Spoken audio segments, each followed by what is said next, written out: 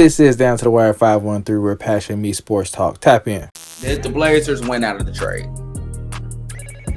Enough. I mean, obviously, you know, from the respect, we all know you're never gonna get a dollar for dollar, but that they get enough pieces where in the future you feel like they're gonna be okay.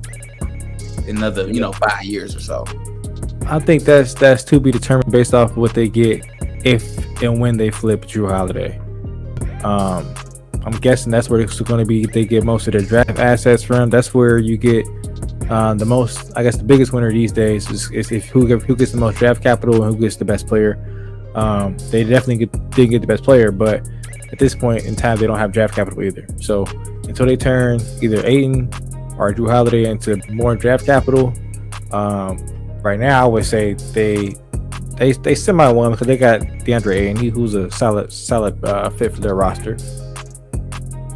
If I'm Ayton, I'm solid. This trade only works depending on how fast Scoot can develop into that star. I think everything revolves around how fast he can adjust to the NBA and how quickly he develops. That's where that's where Blazers success stems from.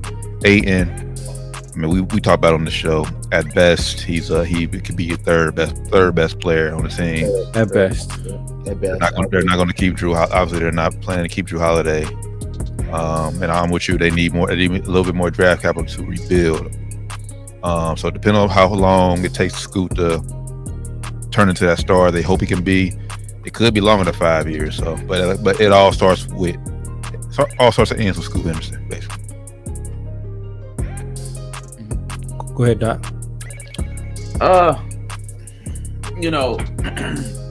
I agree with everything you guys said about the Blazers. This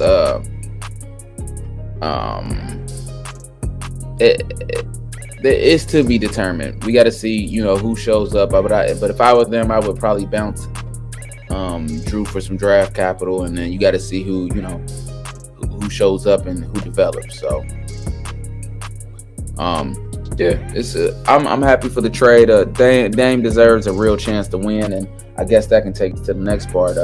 Who the real winners are? Who get the big name guys? Milwaukee. And Rand mentioned earlier on I think it was Twitter, or I think you said it on Twitter, but it's the first time Dame got some real expectations, man. First time in his career, for real. I think now, I think Vegas already moved the line. I think Vegas already moved Bucks to the favorite right now. They are the favorites to win the NBA championship according to Vegas. That's big. I mean, I got them out in the second round or something like that. I don't know. Damn.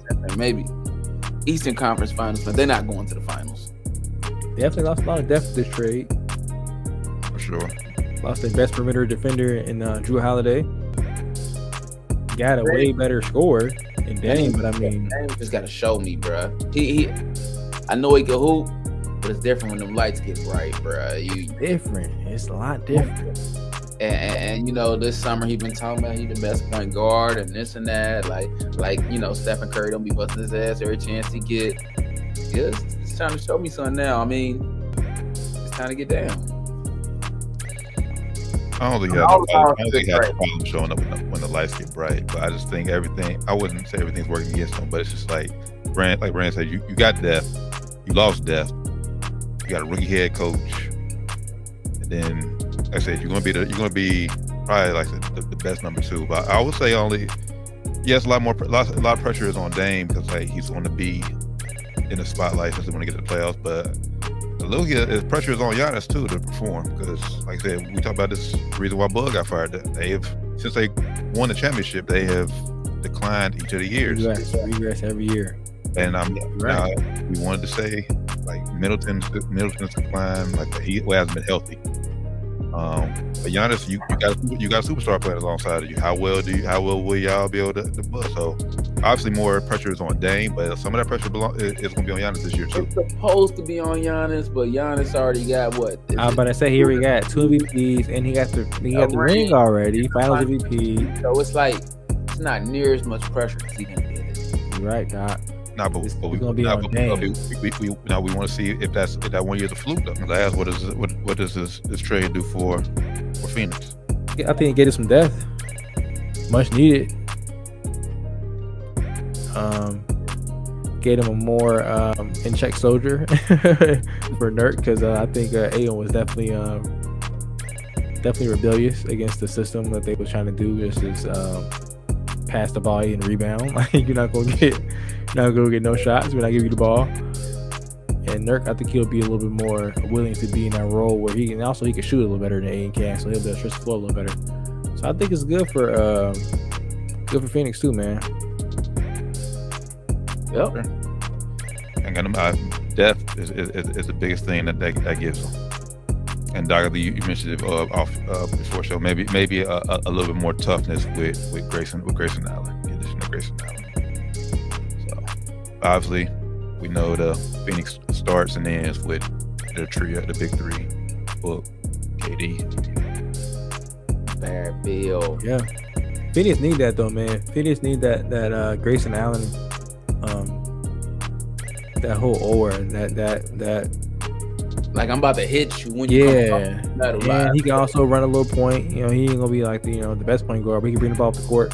Then I have a point guard still, so they're gonna need somebody to do that a little bit other than Brad Beal. I think right now they're gonna lean on Brad Beal to do that mostly. He can do a little bit of that. He's gonna be able to guard some the John Morant's, those kind of guys, in the West. Yep. So I think it's gonna be a good move for them. I don't like him, obviously, but I think if you're a fan of the team he plays on, you love him. Right. Sounds like Pat Bev. We got out of pocket variety show in here. He said gets rid of unhappy camper and Aiden. Yeah, for the Suns, that's true. Definitely true. My contact's looking up. The last thing Phoenix team is gonna need is locker room drama. Yeah, that's true. All right, I don't know. Oh yeah, you talking about for Aiden. That's true. I think that's one of the main reasons I want to get off Aiden, just to get off his attitude. Like I said, I think Nurk's gonna be a more willing somebody that's ready to fall in line with the team. Go out there and play hard on defense, even though you get cooked by a yoke. But you go out there and play hard on defense. Like I said, he can shoot threes pretty good. I mean, he didn't shoot a lot of threes last year, but I think he averaged like 2 attempts a game. He shot like 30%. So it's not bad for a footer.